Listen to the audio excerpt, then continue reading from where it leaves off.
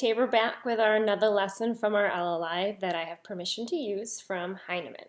Today we are going to go over contractions, which I know you have done in your classroom before, but it's always great to continue to practice lessons and skills so we can get really good at them. And then I might do a tiny bit of writing about the book that we did last time, The Talent Show.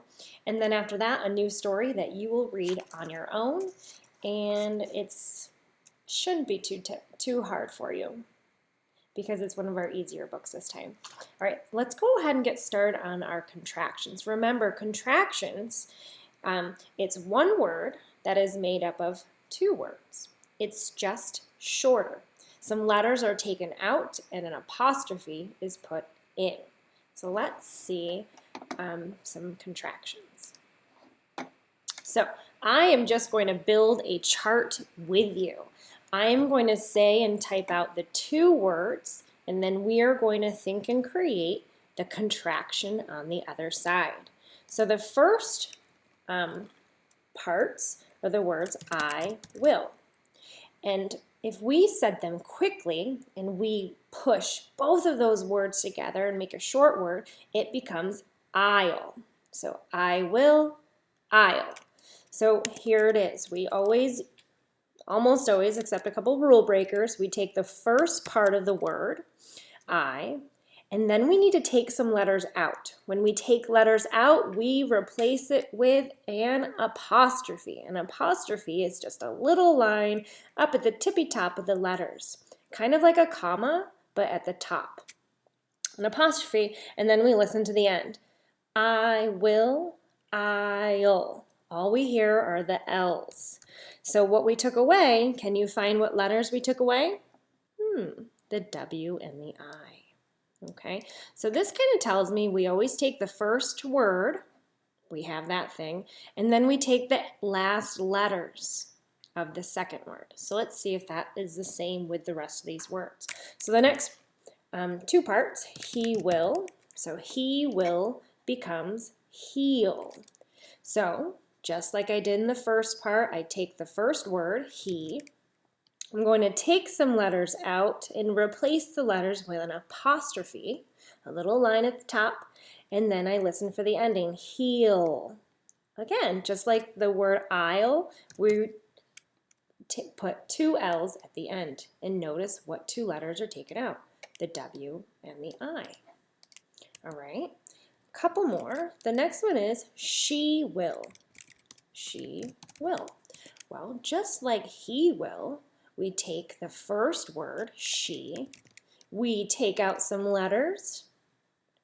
Can you guess what two letters we're taking out in this one? It's the same as the two words above, the will. We take away the W and the I. When we take words away, we replace it with an apostrophe, and then we're going to add our L's at the end. Now we're going to do another set with the word will again. So this one should be easy. I bet you can do it. The words are you will. You will mow the lawn. Maybe not. Or you'll mow the lawn. So just like what we did before, we take the first word, take away some letters, replace it with an apostrophe, and we add LL at the end. Now remember, we just worked on words or the contractions that ended in the word will. So these were the same. There are many other contractions that we will practice in our next lesson and lessons to come that don't end with will. Okay. In our last book, Talent Show, I know there were some contractions like it's, which means it is. So contractions can be different. So this was just a beginning lesson of our contractions. Now I'm going to actually jump down to just another blank screen, and I want you to think about our last book, Talent Show. Remember, Horace was holding or going to put on a talent show. And so throughout the book, he met many animals, and either Horace asked the animals to be in his talent show or the animals asked to be in it. And then Horace always wanted to know, well, what will you do in my talent show? I'm just going to write 2 sentences about that story. And what I'm going to focus on is the dialogue or the characters talking. Remember when characters talk, the author uses quotation marks and surrounds the words that the character says. So I'm going to write 2 sentences. Please, if you have pencil and paper, practice this also. Write it down. Quotation marks are really important. Also, being able to spell these words is important. Being able to write them neatly and correctly is very important, or else you won't be able to understand what you write because you won't be able to read it. If you can't read it, neither can I or your families. So the first sentence is, "You can be in my show," said Horse. So let's think about that. You can be in my show. How many words is that? If I count it, let me put my face up here. You can be in my show. 6 words, and then said Horse. So we need the 6 words in the quotation marks. So let's go ahead and do that. So beginning of a sentence needs what kind of letter? Uppercase. But remember, this is what Horse is saying. So before I write my word you, I need quotation marks. Remember, quotation marks are just little dashes up in the air. And now I can begin my sentence. You can be in my S-H-O. Sounds like an O, but it doesn't end like this. Oh, it's an O and a W. You can be in my show. Now I'm going to be a little extra fancy. When the characters stop talking, we do a little comma at the bottom, and then we close it with the other quotation marks. Who said that? Said Horse. And Horse is a character. We're going to make the H uppercase, and we're going to spell horse. End of our sentence, we're going to end it with a period. Okay, well now I'm just going to pick one of the animals that was in the show, and I'm going to pick Pig because I think it was funny that he was jumping rope. So Pig says, here's our next sentence, "I'll jump rope in your show," said Pig. Listen to the beginning, I'll. That's a contraction. We just practiced that. Yes, we're applying what we just learned. Okay, let's count how many words is in that sentence. I'll jump rope in your show. 6 words again. Close the quotation marks, said Pig. 2 more words. Let's get started. Okay, I'll. So I need to start with quotation marks because that's the beginning of someone talking. It is Pig. So we need that word I'll, which really means I will. So I hear the I need to take some letters away and add the ul. There we go. I'll jump, jump, rope. How do we get the O to say its name? In this case, we are going to add a magic E. So let me reread that again. Writers always reread what they wrote so they know what they need to do next.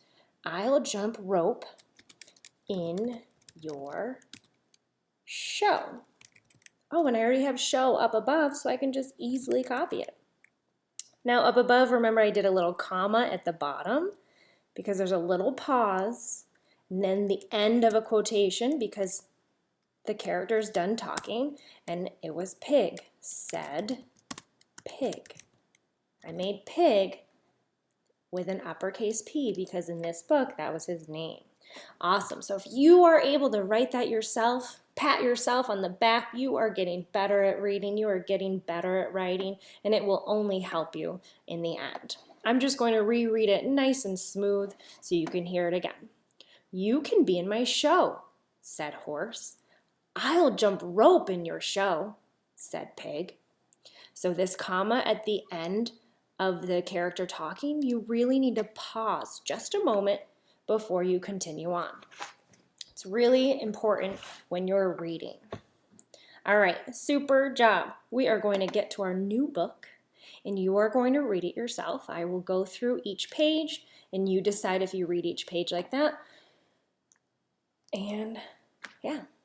Okay, this is called Kate's truck. Okay, I know we talked about apostrophes or the little lines up above in the top. Well, this is an apostrophe, but this is not a contraction. This is showing possession or ownership. Kate's truck. So it's talking about Kate, and this is her truck. So this is a little bit different than contractions. So Kate's truck. Well, I'm noticing her truck kind of looks like a Jeep. It's empty. She's driving it.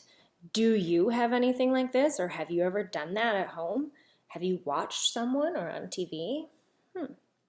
Well, in this story, the little girl, Kate, wants to put her toys in her truck before she rides it. So let's go ahead and see what happens and if she gets all of her toys in. Remember, when you're reading, look at the picture quickly, go back to the word, get your mouth ready for the first sound, and your brain is so smart it usually can say the right word as long as you're paying attention to the letters. If you make a mistake, that's okay. Fix it and then go back to the beginning of the sentence and reread it. Let's get started. Kate's truck.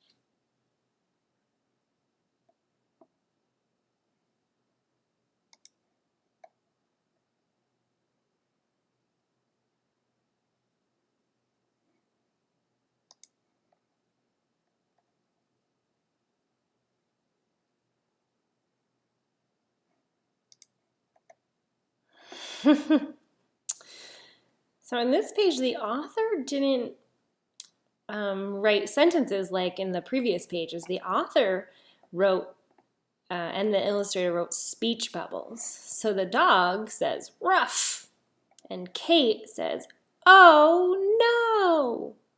Well, what happened? Now we have to read the picture. Well, Kate hit a rock or some stone, and what is happening to all of the toys that she just put in her truck? They all fell out. How do you think Kate is feeling at the end? She says, "Oh no." How is she feeling? I want you to discuss that. So thinking about this story, what are some of the things that Kate put in her truck? You can just look again at this picture and retell the story of what she put in. Okay. Remember, if you need to figure out a word, let's say maybe this one. This is a really long word, but get your mouth ready for the beginning sound. I want my D. Look at the picture really quick. Ah, dinosaur, Kate said.